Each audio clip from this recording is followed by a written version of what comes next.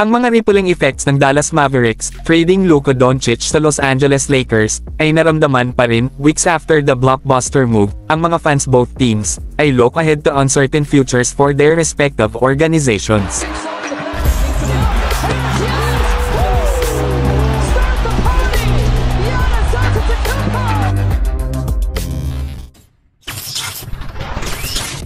Ang isang lifelong na fans ng Mavericks at legend ng franchise ay si Dirk Nowitzki, na nagpakita sa unang laro ni Doncic bilang isang Laker earlier this month.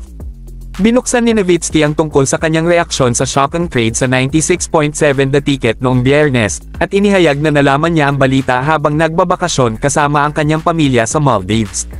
Tulad ng halos lahat, hindi talaga siya makapaniwala. Ang Mavericks great ay nagpatuloy upang pag-usapan ang tungkol sa kanyang text thread kasama si Doncic, at kung paano niya nais na suportahan ang All-Star guard sa susunod na chapter ng kanyang career sa NBA. Si Doncic ay appeared sa 3 mga laro para sa Lakers so far, ngunit struggled sa kanyang production, pati na rin sa mga turnovers, na kamakailan lamang ay bumalik sa court kasunod ng kanyang calf injury. Ang 25 taong gulang ay malamang na magpapatuloy sa pagbuo ng chemistry with ball-dominant teammate na si LeBron James, at makakakuha ng kanyang unang chance upang mapatunayan ang mga doubters in Dallas organization wrong, with the highly anticipated Lakers-Mavericks matchup coming up next Wednesday.